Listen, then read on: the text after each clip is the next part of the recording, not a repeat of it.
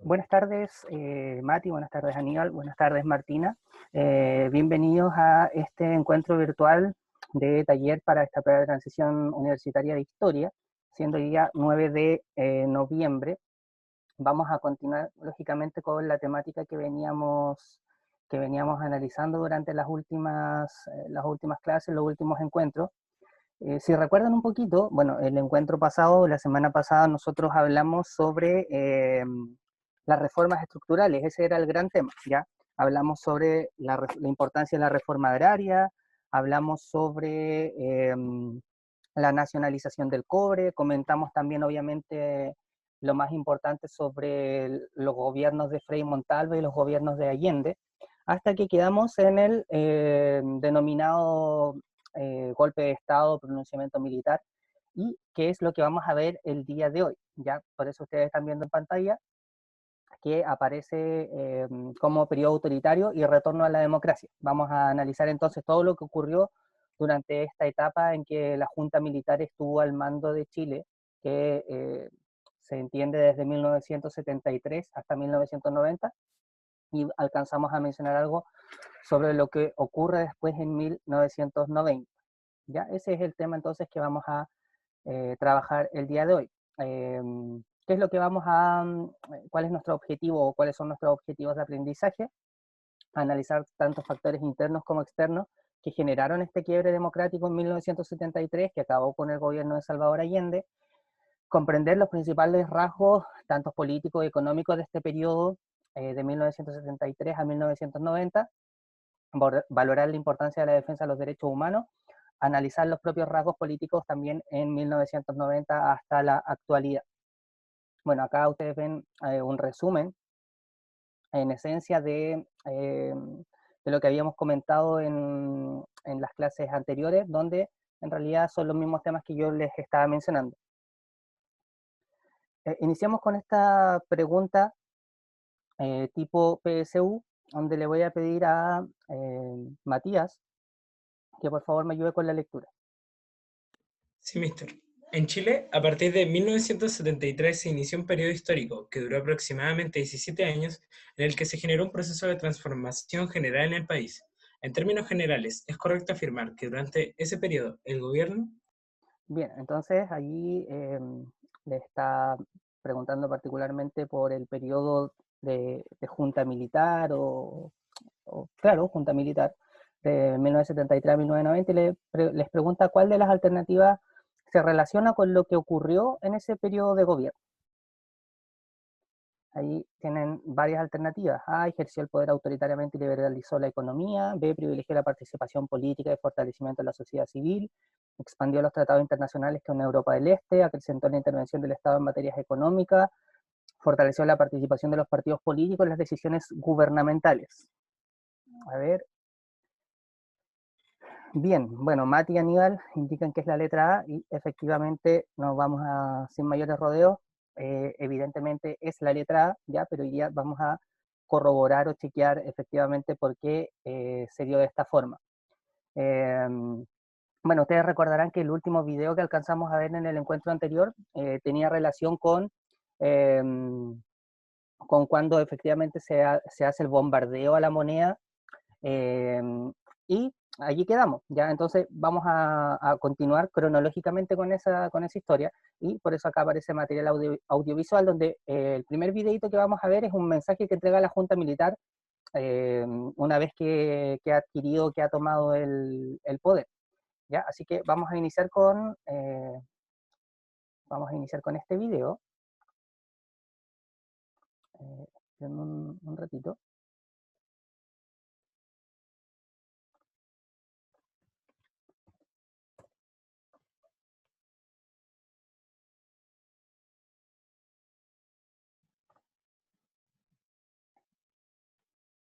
Ya, acá tengo el video, así que ahora lo comparto.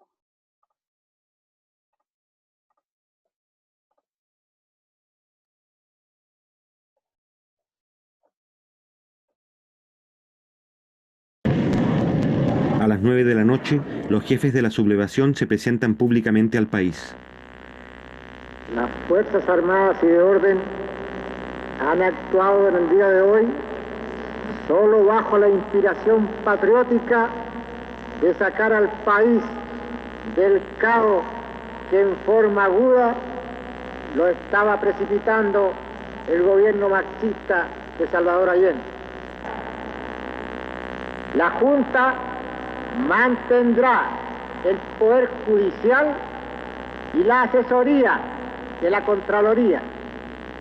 Las cámaras quedarán en receso hasta nueva orden. Eso es todo.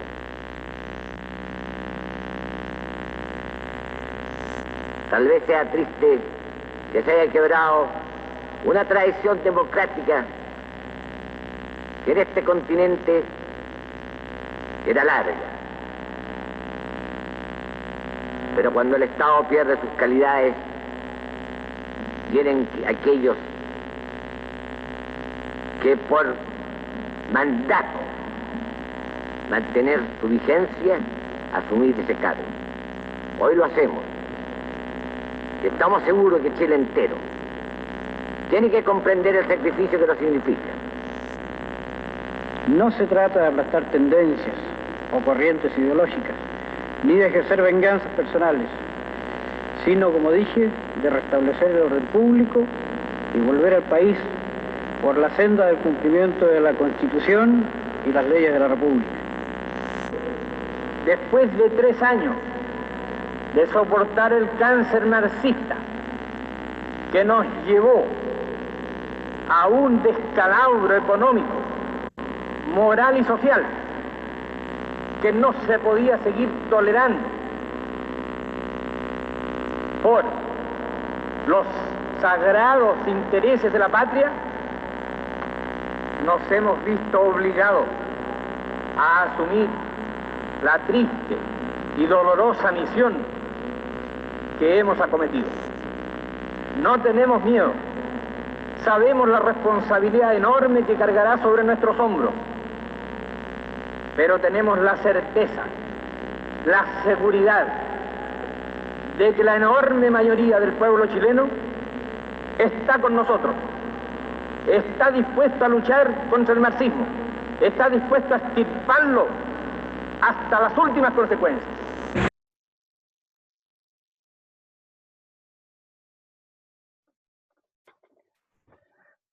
Ok, creo que queda bastante claro, lógicamente, cuál era la visión de la Junta Militar para realizar este acto. Ya, bueno, hay algunas cosas que quedan y se mencionan de forma bastante clara, como por ejemplo el tema del marxismo, que ellos lo mencionaban que era un cáncer. Ya, la idea es que puedan entender que hay distintas visiones, ya más allá de que uno pueda estar de acuerdo o no con una, hay distintas visiones sobre el hecho, y justamente ahora vamos a ver un segundo video que nos muestra como otra visión. Ya, recién estaba el por qué se hizo, bueno, acá hay otra visión también del mismo o de un hecho similar, así que escuchemos también, por favor.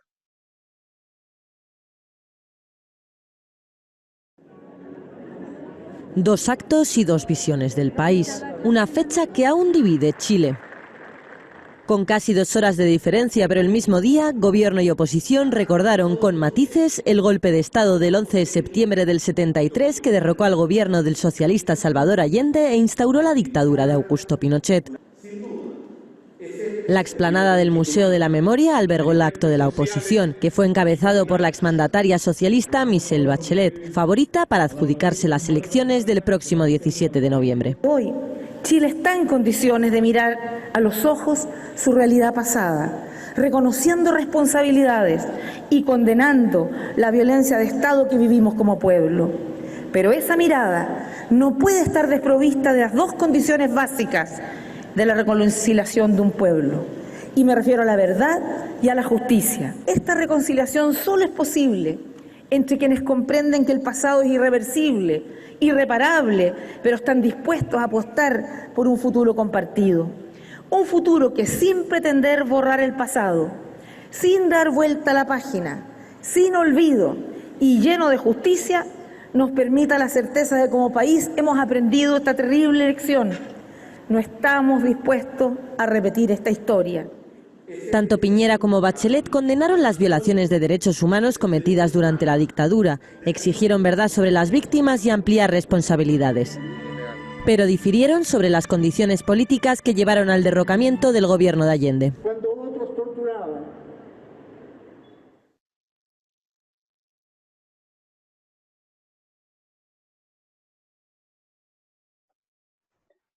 Ahí también entonces escuchábamos por un lado como la visión sobre todo de la gente que se vio perjudicada a partir de esta situación del golpe de Estado o pronunciamiento militar. Y vamos con un tercer video antes de comenzar, que habla también sobre esta dictadura militar. Ahí, digamos, aquí hay una visión más clara que obviamente es opuesta a lo que ocurrió. Así que veamos este tercer video y después avanzamos.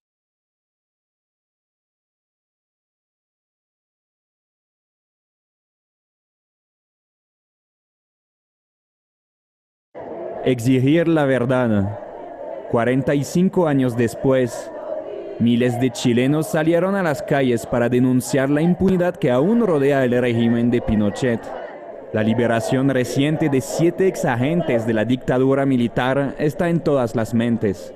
Los jueces que hoy día hacen una defensa corporativa de ellos no aplican ni los tratados ni convenios internacionales en estos crímenes abominables, horrorosos que han cometido contra nuestros familiares. ¿Hasta cuándo la justicia protegiendo la inmundicia? De los 7 excarcelados, 5 habían sido condenados por crímenes de lesa humanidad. La institución judicial argumentó que la legislación chilena no impide la libertad condicional en estos casos. Sin embargo, la Comisión Interamericana de Derechos Humanos criticó este fallo y recordó su recomendación de no aliviar las penas en este tipo de procesos. Los manifestantes conmemoran el día que cambió radicalmente a la historia de su país. Ese 11 de septiembre de 1973, el Palacio de la Moneda fue atacado por las tropas del general Pinochet. De acuerdo a las cifras oficiales, unas 3.200 personas murieron o desaparecieron durante los 17 años de dictadura. Que se haga justicia, que se encuentre la verdad, que se encuentren a los desaparecidos. Cada año, los manifestantes llegan hasta el cementerio central de Santiago para honrar a algunos nombres de detenidos que nunca volvieron a aparecer.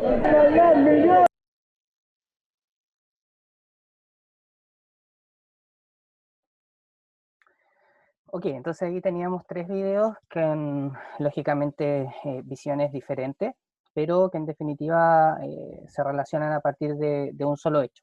Ya, vayamos entonces a... conversemos un poquito sobre algunos de los puntos o de los aspectos más importantes que marcan este periodo. Bueno, mencionamos en un principio que esta situación, este llamado golpe de Estado, se da por factores internos como externos. Ya, bueno, podemos explicar, por ejemplo, que existía o que había una llamada polarización, una real polarización, es decir, la sociedad estaba claramente dividida, por un lado, entre los que apoyaban el gobierno de Salvador Allende versus los que no lo apoyaban. Y eso se explicaba a partir de muchas razones. Eso ya era primero un tema a nivel social. Ya, en temas políticos también había una situación bastante similar. Recuerden que Salvador Allende había llegado al poder gracias al apoyo de la Unidad Popular, que era este grupo de partidos políticos. ¿Ya? La violencia poco a poco se va dando y desarrollando durante el gobierno de Salvador Allende. ¿Se acuerdan que en el encuentro pasado mencionamos que habían surgido algunos grupos extremistas, tanto de izquierda como de derecha? Bueno, esos grupos comienzan a actuar y eso también explica el por qué había una sociedad tan dividida, tan polarizada. Aparte, hay factores económicos muy predominantes y muy importantes. Por ejemplo, la alta inflación y el desabastecimiento. Les pregunto a ustedes, nosotros vimos Machuca, ¿cierto? No me acuerdo, ¿vimos en clase? Sí, profe. Ya, sí, la profe. vimos. Bueno, si recuerdan un poquito allí de la película, obviamente allí se reflejaban muchas de las situaciones que estamos mencionando ahora. Una sociedad dividida, una sociedad que había una serie de problemáticas, por ejemplo, por el tema del desabastecimiento. ¿Se acuerdan que allí también apareció bastante esto del mercado negro?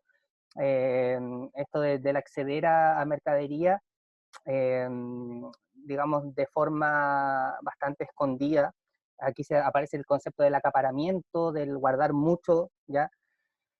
Todo eso obviamente llevó a que la sociedad cada vez se sintiese más ahogada y obviamente busque en parte una salida desde un grupo, desde un lado, buscar una salida para esa problemática, ¿ya? Entonces, en ese contexto es que asume, o más que asume, dan un golpe de Estado el poder militar, donde está liderado principalmente por las personas que ustedes ven allí en la fotografía, ¿ya? César Mendoza, de izquierda a derecha, ¿ya? César Mendoza, José Torillo, Augusto Pinochet y Gustavo Ley, ¿ya? Obviamente de todos el más conocido para todos seguramente Augusto Pinochet, porque de una u otra forma era el que públicamente lideraba esta situación.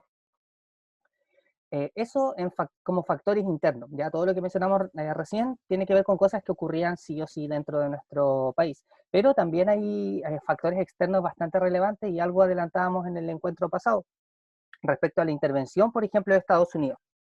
Hay que mencionar que estamos en una época de Guerra Fría, un mundo dividido, un mundo polarizado, y obviamente el hecho de que un gobierno socialista o comunista haya llegado a América Latina, que era la zona de influencia, entre comillas, de Estados Unidos, significó que Estados Unidos buscó la forma de derrocar también este gobierno, ¿ya? Y eso no es un secreto.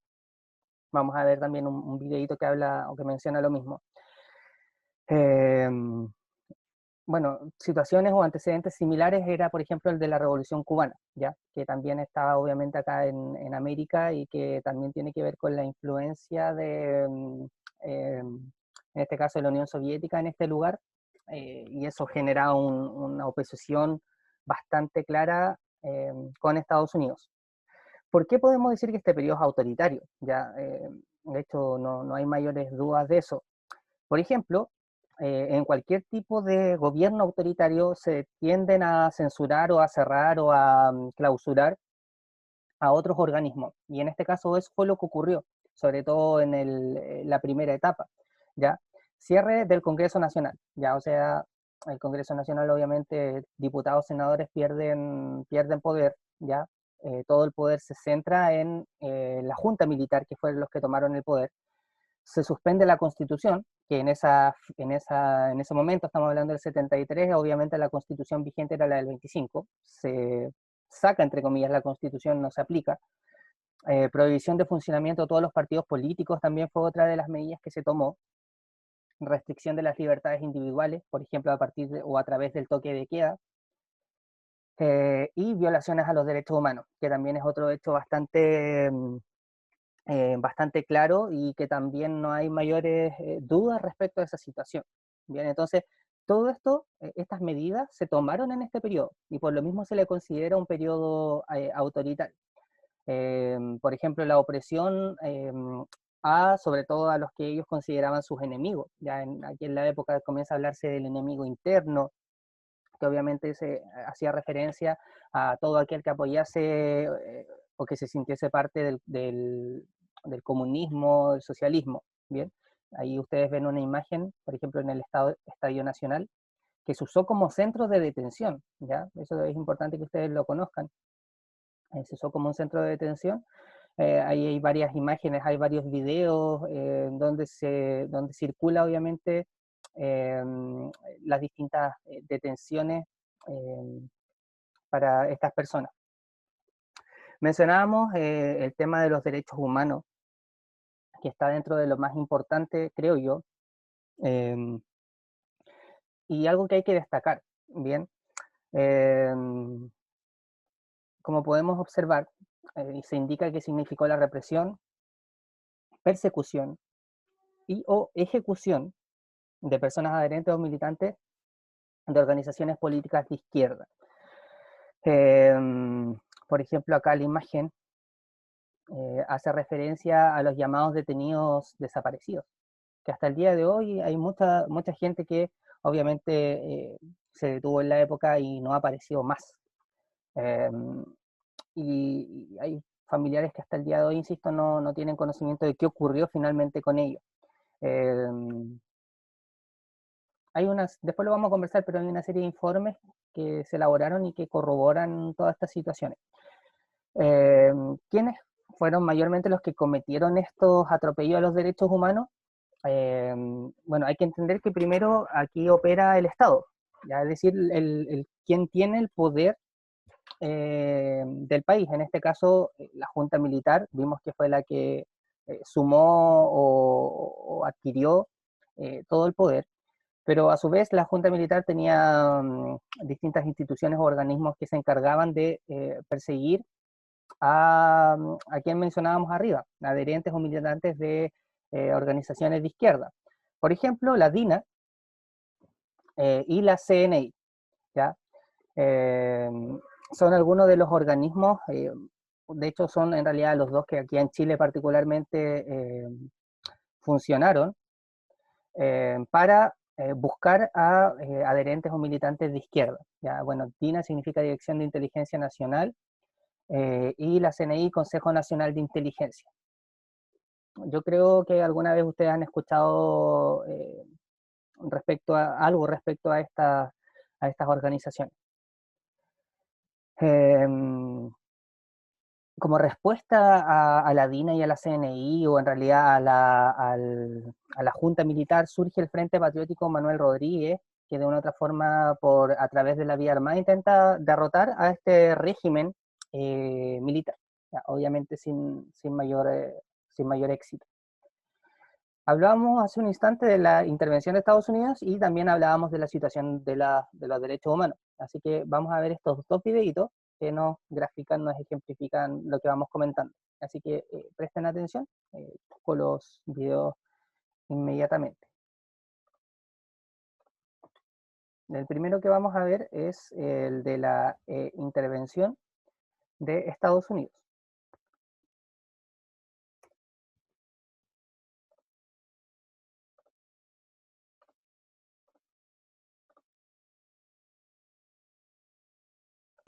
Secretos de Estado es el nombre de una exposición en Santiago de Chile que nos sumerge en el vientre oscuro de la dictadura de Augusto Pinochet y pone de relieve la implicación de Estados Unidos en el golpe de Estado de 1973. En medio de la sala, un viejo teléfono de disco suena insistente. Quien levanta el auricular oye la recreación de una conversación entre dos hombres. No se nota nuestra participación esta vez, dice uno. Nosotros no lo hicimos, es decir, los ayudamos, abunda el otro. Los hombres son el entonces presidente de Estados Unidos, Richard Nixon, y su asesor de seguridad nacional, Henry Kissinger, 5 días después del golpe que derrocó a Salvador Allende. Estos documentos hablan de todo lo que fue la operación de la CIA en su momento, el año 1970, con conocimiento de Nixon y de Henry Kissinger. Uno no puede entender cómo un país como Estados Unidos participó tan abiertamente de un golpe militar como el que se dio en Chile. Informes presidenciales, cables, memorandos, todavía con borrones para ocultar información, ahondan en esa implicación. Otros muchos documentos completan el puzzle de aquella época, de la brutal represión patrocinada por el Estado durante los 17 años de dictadura de Augusto Pinochet.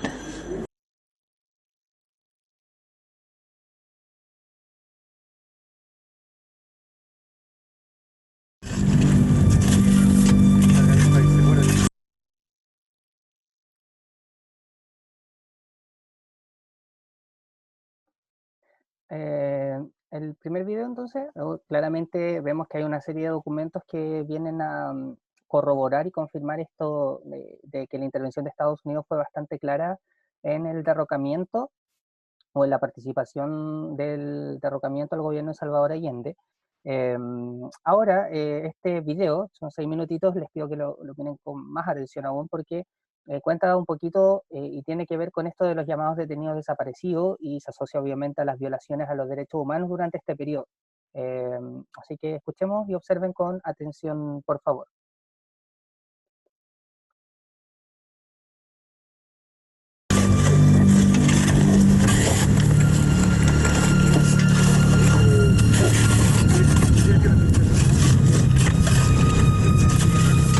El 2 de junio de 1990 se registra un hecho impactante, el hallazgo de 19 cuerpos de ejecutados políticos desaparecidos durante el régimen militar.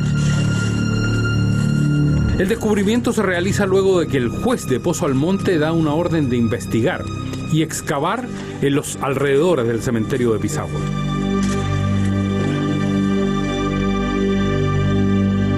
¿Cuántos son los cadáveres hasta ahora encontrados? 16.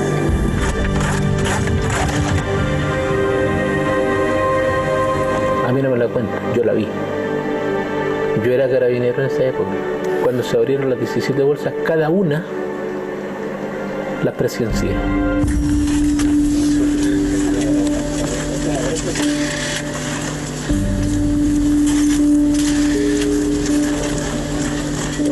Los cadáveres estaban momificados por el efecto de la sal, secos, con todas sus facciones intactas. Algunos tenían orificios en su ropa, que después al análisis de los médicos se dijo que eran de balas.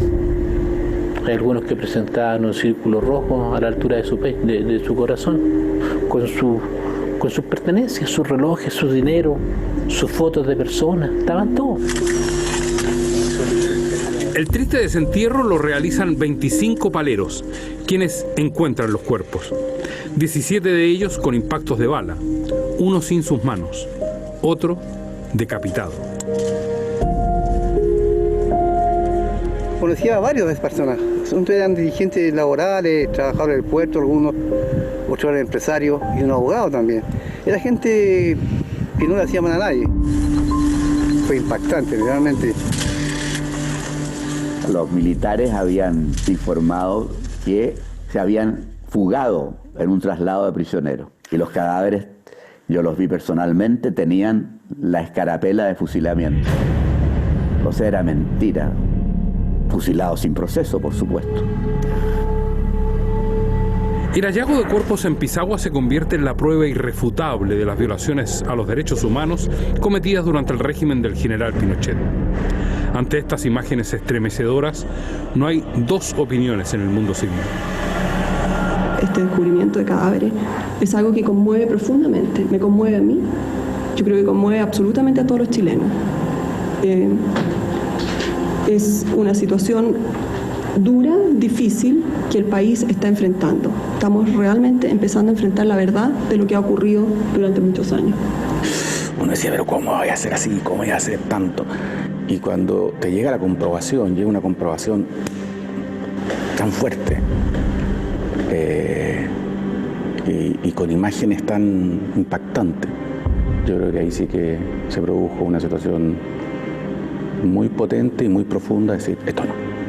Durante el gobierno militar, los altos mandos de las Fuerzas Armadas tienen responsabilidad, y tienen responsabilidad porque ellos debieron impedir que se cometieran un conjunto de graves violaciones a los derechos humanos. Y la nuestra, muy clara, nosotros debimos habernos organizado antes y debimos haber hecho oír más fuerte nuestra voz para impedir que graves violaciones a los derechos humanos se hubieran cometido en Chile. He emplazado, y vuelvo a emplazar una vez más, al ciudadano Augusto Pinochet, que ejercía la presidencia de la República en el momento en que ocurrieron estos hechos, para que entregue toda la información disponible que tiene, que permita de esta manera dar un paso importante hacia la reconciliación nacional.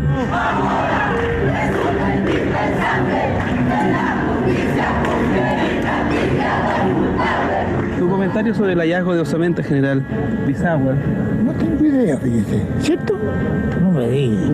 El país, al tener noticia de esta situación, tiene que recordar de que hace 17 años atrás el país vivía virtualmente una guerra civil. Quienes instrumentalizan estos episodios intentan dividir a los chilenos y obstaculizan la reconciliación a la que el Ejército de Chile quiere sumarse lealmente. Las Fuerzas Armadas se inquietan aunque está en vigencia la ley de amnistía, un decreto aprobado en 1978 y que exime de responsabilidad penal a todas las personas que cometieron violaciones de derechos humanos entre el 11 de septiembre de 1973 y el 10 de marzo de 1978.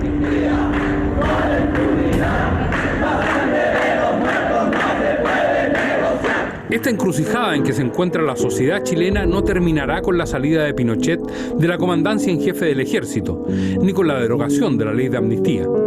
A fines de 1990, el presidente Elwin da cuenta de su prudencia a la hora de enfrentar los atropellos a los derechos humanos.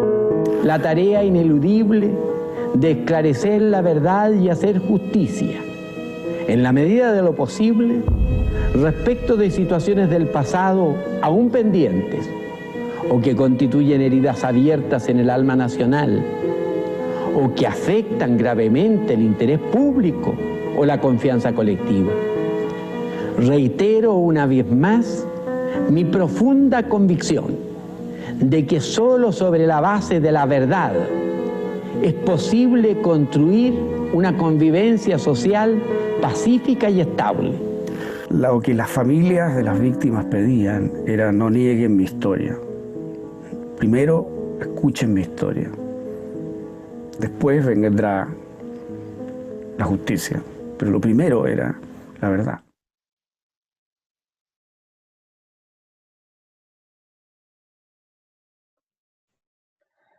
Bien, me gustaría saber qué piensan de forma breve respecto a esta situación. Qué fuerte.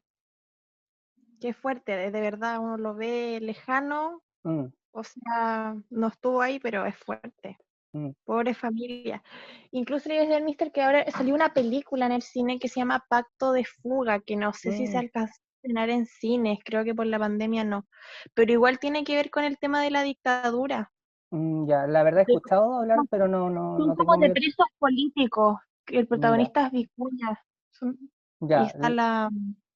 Ay, no sé, pero dicen que tiene que ver con la época de Pinochet. Ok, bueno, habría que ver, pero como tú mencionas, Martina, claro, la primera impresión es que más allá de uno tal vez no acceder a esta situación, pero el conocer esto es fuerte.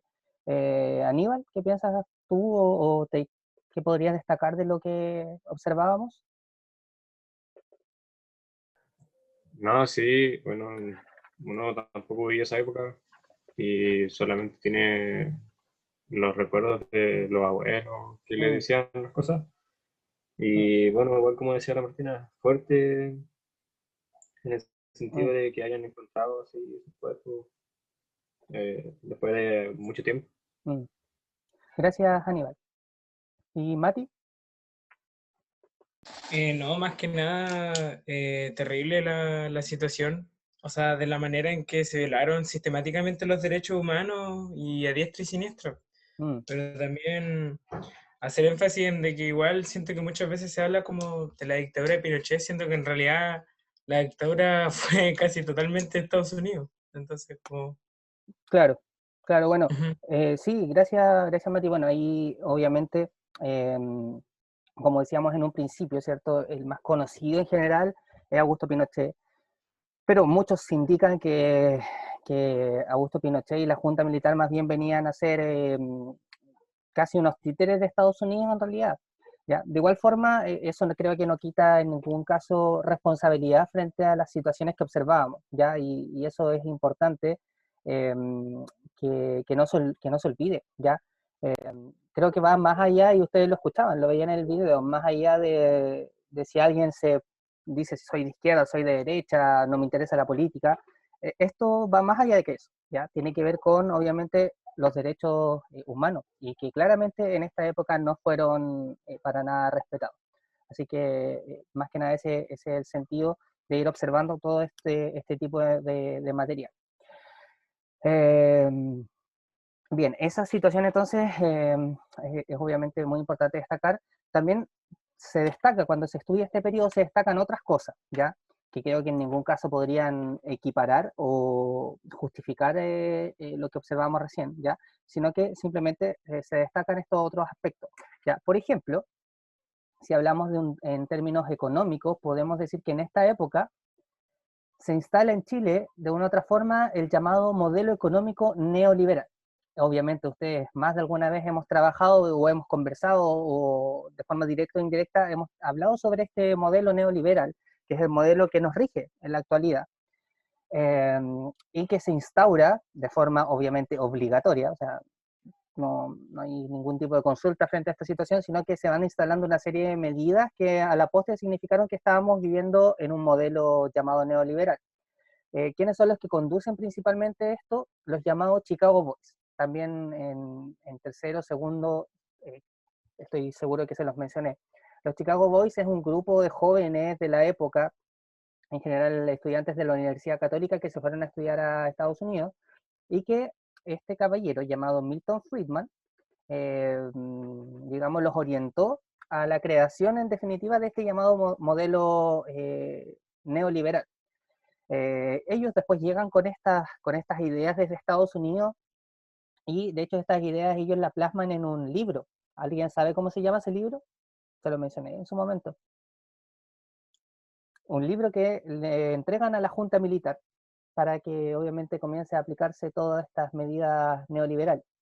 El libro se llama El Ladrillo, ¿ya?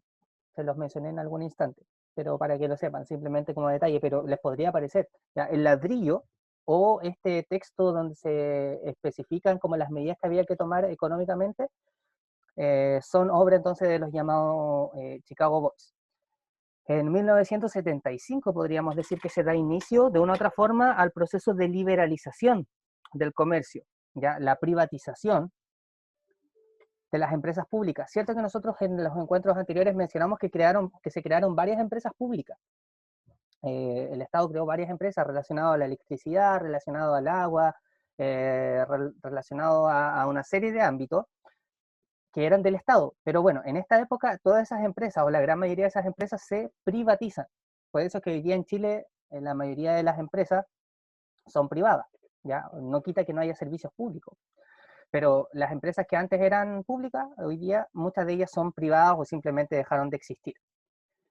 Fin de la gratuidad de servicios sociales, como por ejemplo el de la educación. Hoy día sabemos que la educación, bueno, ustedes yo creo que ya entienden. Me imagino que han estado viendo la mayoría carreras o cosas para estudiar y saben que tiene que ver más que con un derecho propiamente tal, sino que la forma de acceder se asocia mucho al tema económico, ¿ya? Y eso también tiene que ver con las medidas que se tomaron en esta época, ¿ya? Porque antes en Chile no era como es en la actualidad. Se crean las ISAPRES. Ustedes también sabrán que las ISAPRES son relacionadas al sistema de salud. Está FONASA, que es el Fondo Nacional de Salud, que es algo público, y las ISAPRES que son privadas, ¿ya? Y las ISAPRES hoy día también controlan una parte importante en tema de salud. Y también en esta época se crean las famosas AFP, ¿ya? Bueno, lo conversamos en algún instante, ¿ya? De hecho, yo creo que de las AFP hablamos bastante, si es que mal no recuerdo, tuvimos debate incluso sobre eso.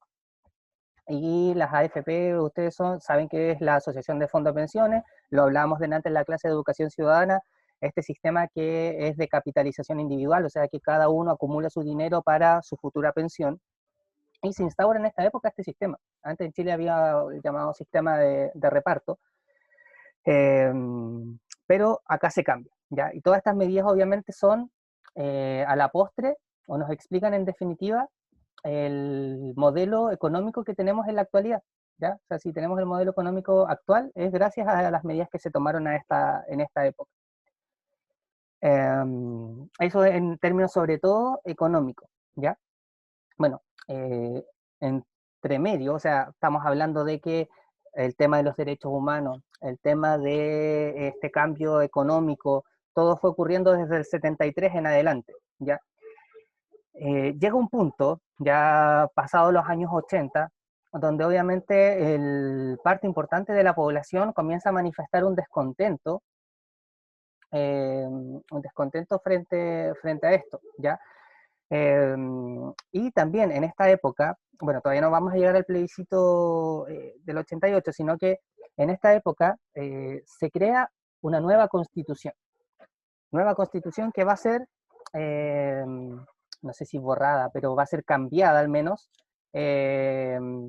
por la decisión que tomó hace poco la población de elaborar una nueva constitución, ¿ya? Pero en los 80, es decir, en pleno periodo de dictadura militar o de junta de gobierno, se crea esta nueva constitución y se hace un plebiscito incluso, al igual como se hizo ahora, ¿cierto? Donde se elaboró una constitución y se hace un plebiscito. Acá no se hizo un plebiscito necesariamente para decir si se hacía o no se hacía, sino que se hizo para ver si se aprobaba o no se aprobaba. Para eso se hizo el plebiscito. Y para legitimar de una u otra forma las medidas que se estaban tomando en la época. Hay varias versiones y está bastante claro también de que este plebiscito difiere bastante del plebiscito que ocurrió hace poco, en el sentido de que obviamente primero se hace en un contexto de dictadura o de un periodo autoritario, se hace en un contexto donde no había transparencia frente a lo que se estaba votando y no había la comodidad o seguridad para ir a votar. Ustedes vieron que cualquier adherente o gente que se pudiese entender que estaba en contra del régimen podía llegar a situaciones complicadas, ¿ya? Entonces, vamos a explicar estas dos cositas. Primero, vamos a ver el video de la Constitución del 80. De hecho, yo creo que ya con esto vamos a ir casi finalizando, porque lo de Chile lo vamos a dejar para el próximo encuentro, pero lo de Chile actual lo vamos a dejar para el próximo encuentro. Pero vamos con este primero video de la Constitución del 80, que explica cómo se creó esta Constitución, por qué se hizo, en qué contexto se hizo, y después vamos a ver un video que habla sobre el plebiscito, pero el plebiscito de 1988, que significó la salida de Augusto Pinochet y de la Junta Militar en definitiva o sea, más que de la Junta Militar, de Augusto Pinochet, ¿ya? Porque en la Constitución del 80, por ejemplo, entre otras cosas, se consagra como presidente a Augusto Pinochet, ¿ya? Así que vamos primero con el video de la Constitución de 1980 y su importancia.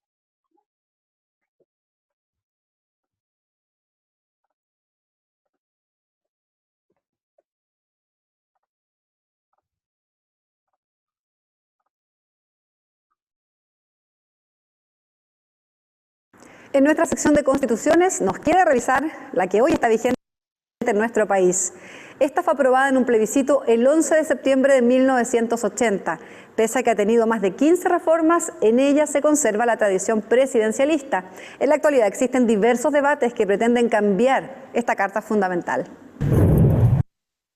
Después de las diversas reformas realizadas a la Carta Fundamental de 1925, el golpe militar de 1973 suspendió su vigencia. La Junta Militar creyó necesaria una nueva institucionalidad que partiera de cero, por lo que se designó una comisión de estudios de la nueva Constitución. Entre sus integrantes se encontraban Jaime Guzmán Errázuriz, Alejandro Silva Bascuñán y Jorge Ovalle Quirós. El contexto de la Constitución de 1980 era la existencia de un gobierno autoritario, dictatorial del general Augusto Pinochet, que había producido la intervención militar del 11 de septiembre de 73, y eso había generado en un principio la idea de restaurar la institucionalidad quebrantada.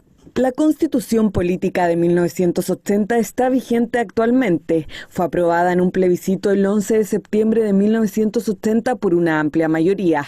Sin embargo, el plebiscito se realizó sin registros electorales, sin acceso de la oposición a los medios de comunicación y sin control de ningún tipo sobre los comicios. Hay que señalar que la Constitución de 1980 fue aprobada bajo una dictadura militar. Entonces eso significó una serie de restricciones en cuanto a su proceso de discusión, de elaboración, sobre todo especialmente en el sentido de la ausencia de garantías. La nueva Constitución tuvo como principal objetivo resguardar el régimen de cualquier grupo o ideología que quisiera atentar contra el Estado. Para ello, declaró inconstitucional todo acto u organización que mantuviera una concepción contraria a la familia o fundada en la lucha de clases. La Constitución del 80 se planteó establecer un nuevo tipo de democracia, una democracia protegida y autoritaria. ¿Protegida de qué? De los vaivenes de la opinión de las masas, y autoritaria en el sentido de defender una gran autoridad. La Constitución además tenía 29 disposiciones transitorias que de alguna manera limitaban las libertades plenas de esta Carta Fundamental. La Constitución tenía dos partes, el articulado permanente y los artículos transitorios. En el caso de los artículos transitorios regirían hasta 1990, de manera tal que la Constitución propiamente tal, en todas sus normas y de una manera más permanente, solo comenzó a funcionar a partir de 1990. Dentro del texto constitucional se estableció que el presidente de la República tendría una vigencia de 8 años, sin derecho a ser reelegido de forma inmediata, una medida que resultó clave en el plebiscito de 1988, donde ganó el no y obligó a Augusto Pinochet a dejar el poder. Posterior a la derrota de Pinochet en el plebiscito de octubre de 1988. Entonces, en el fondo, la oposición de aquel entonces, legitimada por la fuerza que tenía a raíz del triunfo en el plebiscito del 88, negoció con el régimen saliente una serie de reformas que buscaron atenuar los aspectos más negativos de esta democracia protegida autoritaria. La Constitución tiene más de 15 reformas, entre ellas las que más destacan son la de 1989 con un plebiscito en julio y la realizada en el año 2005 en el gobierno de Ricardo Lagos. Ambas tuvieron como objetivo entregar mayor legitimidad al texto constitucional. Desde ese momento, la firma de Augusto Pinochet fue reemplazada por la de Ricardo Lagos. A esta Constitución se le han hecho dos grandes reformas que podríamos llamar estructurales, una en 1989 con un plebiscito de julio de ese año y la otra se hizo el 2005 en el gobierno del presidente Ricardo Lagos. El objetivo que tenían estas dos reformas era darle una mayor legitimidad a la Constitución de 1980. 3 son las constituciones que han logrado establecerse por un periodo prolongado en la historia del país, cada una promulgada por un régimen autoritario y con sus reformas pertinentes. A julio de 2015, la Constitución tiene 132 artículos y 26 disposiciones transitorias, y existe un debate sobre la necesidad de un proceso constituyente para la aprobación de una nueva Carta Fundamental.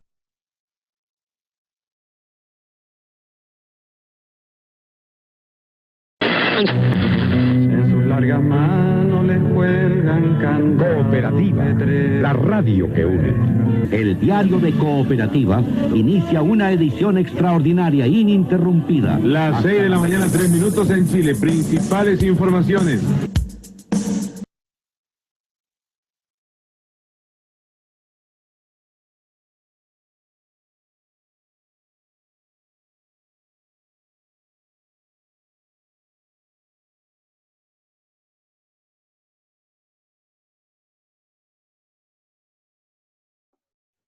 No sé qué pasa con el segundo video.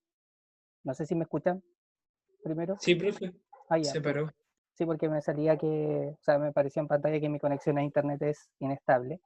Claro, efectivamente se detuvo el otro video, pero no hay problema, lo vamos a dejar para el inicio del siguiente encuentro, donde vamos a hablar de cómo se finalizó este periodo, llamado periodo autoritario, que entre otras cosas, como les mencionaba, fue a partir del llamado plebiscito en 1988, que a la postre significó la salida de Augusto Pinochet, y después posteriores elecciones y que significaron que Chile retornó a la democracia, ¿ya? Y desde el 90 en adelante, obviamente, tenemos lo que conocemos en la actualidad, y de hecho en eso nos vamos a enfocar entonces en el siguiente encuentro, principalmente en cómo finalizó el periodo anterior y cómo se ha ido desarrollando Chile a partir del llamado retorno a la democracia. ¿Ya? Y el video que observaban recién contaba un poquito, obviamente, de la historia de la Constitución del 80, que lógicamente sabemos y como indicamos delante, está dentro de lo que se modificó hace poquito con el plebiscito actual, que va a significar el cambio de una Constitución. Bien, chiquillos, me gustaría saber si hay alguna duda, alguna acotación, alguna consulta.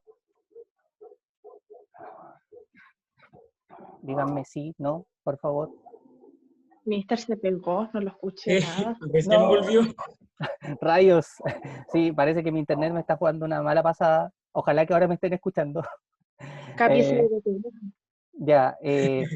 Preguntas o dudas, esa es la cosa. Preguntas o dudas, lo voy a escribir en el chat. Preguntas o dudas.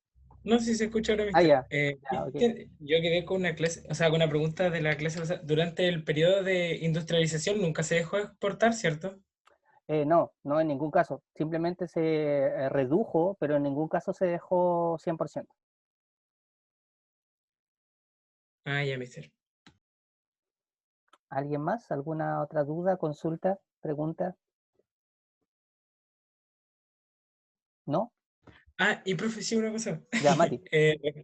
Respecto a la agricultura, no entendí mucho qué fue como lo que ocurrió durante el modelo ICI, que hubo un tema con la agricultura, con el porcentaje, creo que era en cuanto influía al Producto Interno Bruto de Chile o la actividad económica. Es que según yo, estaba ¿ya? como media muerta la actividad económica en lo que era la agricultura y por eso se realizó la reforma agraria, ¿cierto? ¿O no? O sea, claro, se entiende que efectivamente se buscaba aprovechar, bueno, la reforma agraria se buscaba aprovechar de mejor forma todos los terrenos que no estaban siendo utilizados.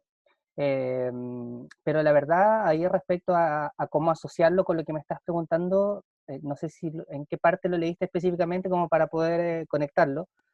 No, fue en un ensayo que me preguntaron, entonces he pegado con esa pregunta. Sí, pero efectivamente, claro, podríamos de forma indirecta asociar ambas cosas, porque efectivamente, a ver, el modelo ICI, obviamente, como vimos, buscaba la industrialización del país, ¿ya? Eso de una u otra forma también lo podríamos asociar con industrializar todo lo relacionado a la agricultura, y como te mencionaba recién, la agricultura está bastante asociada a lo que fue posteriormente después la reforma agraria, ¿ya? Pero así como de forma, o sea, esa es la asociación que podríamos hacer entre esos tres elementos, ¿ya? Oye, mister. No, sí me quedó claro. Vale. Aníbal o Martina, no sé si quieren preguntar algo, alguna duda. No, estuvo clarito. ¿Ya? No, profe. Ya, chiquillos. Entonces, damos por finalizado nuestro encuentro virtual el día de hoy. Que tengan una muy buena tarde y nos estamos encontrando hasta el próximo lunes. Que estén bien, chiquillos. Adiós, cuídense. Chao, que esté bien. Chao, profe, gracias por la clase.